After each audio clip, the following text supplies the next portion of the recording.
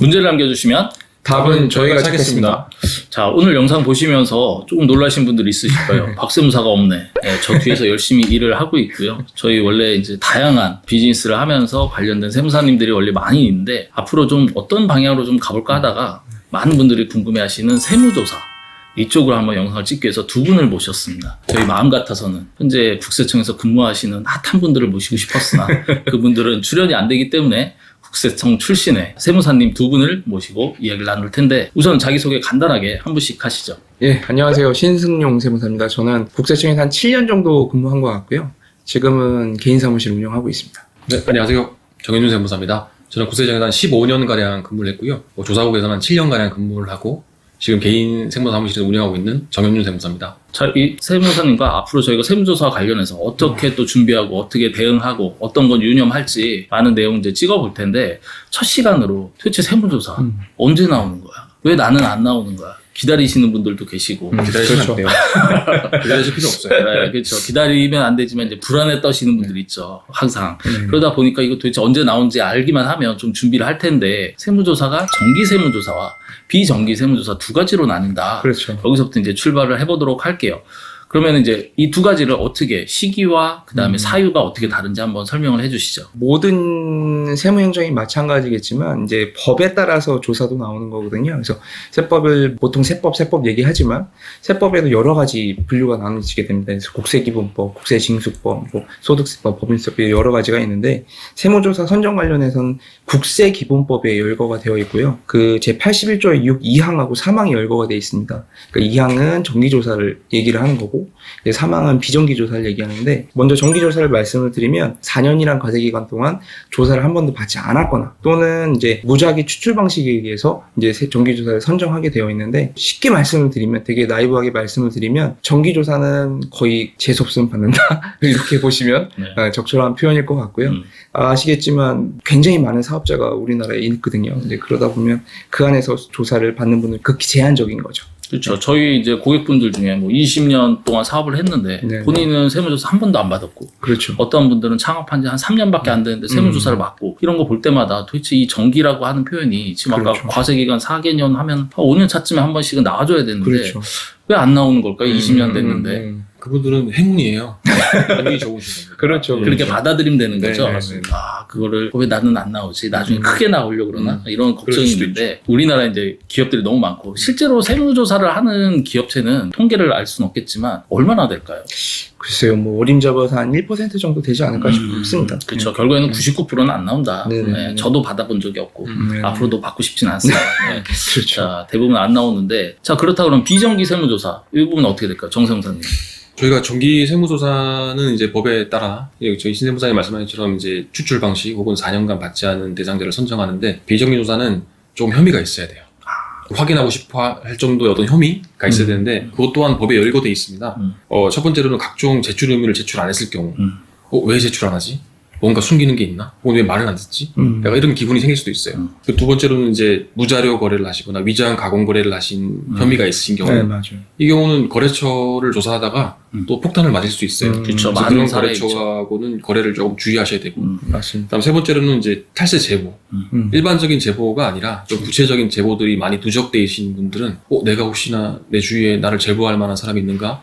라고 좀 유념해 보시고 좀 조심하셔야 돼요.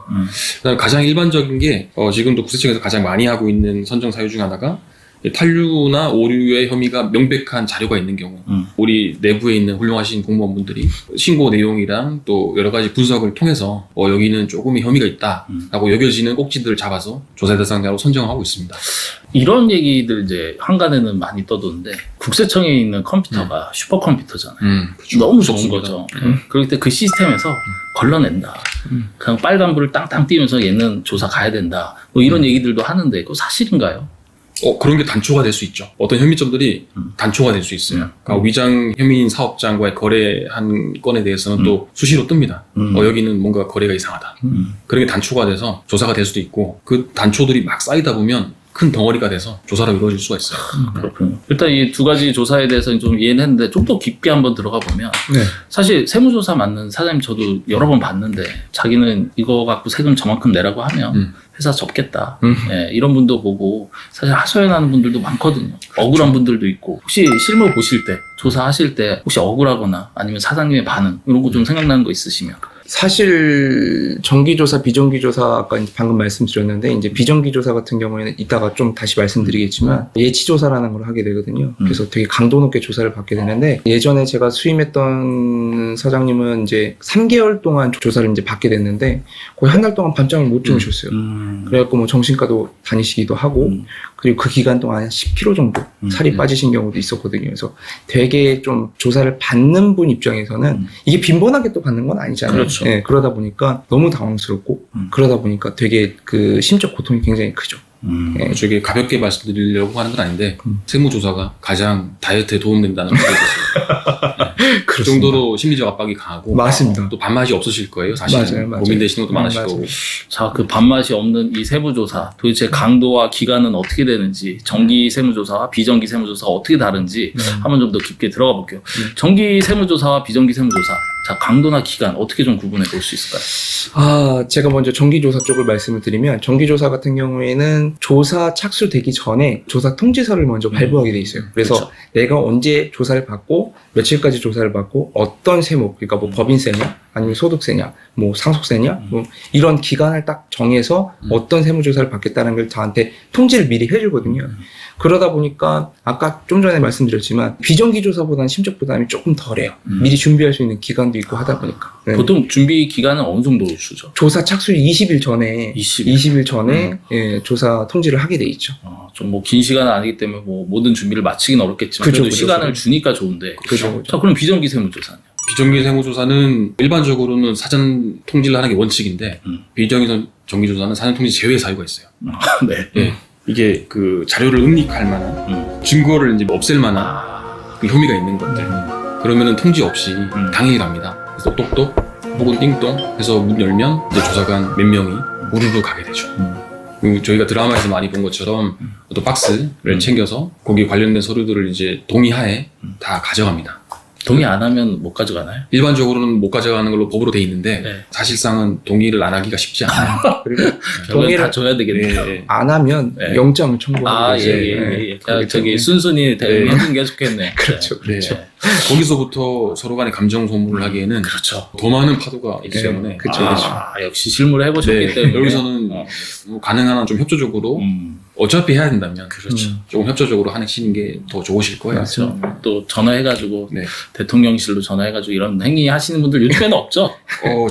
진짜 없어요. 쉽지 않죠. 이게. 자, 여담이고요. 일단 정기 세무조사는 지금 뭐 얘기 들어보니까 뭐 약간 좀 양반인 것 같아요. 미리 나오겠다. 그리고 기간도 얼만큼이다 했는데 그럼 말씀하신 비정기 세무조사는 갑자기 나와서 네. 도대체 언제까지 조사를 하나요? 그렇죠. 기간이 참 짧을수록 저희는 좋은데 그렇게 짧지는 않습니다. 이제 조사 대상 업체의 외형에 따라서 기간이 조금씩 달라질 수 있어서 뭐 한 달 가량 혹은 2달이 될 수도 있고요. 저희가 다 대응해야겠죠.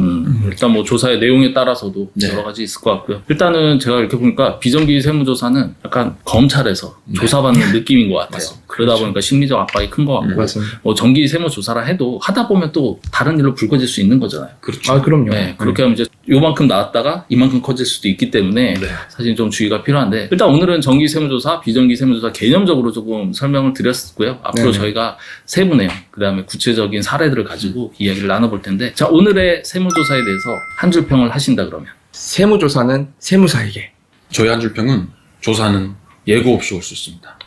명언이네요. 네.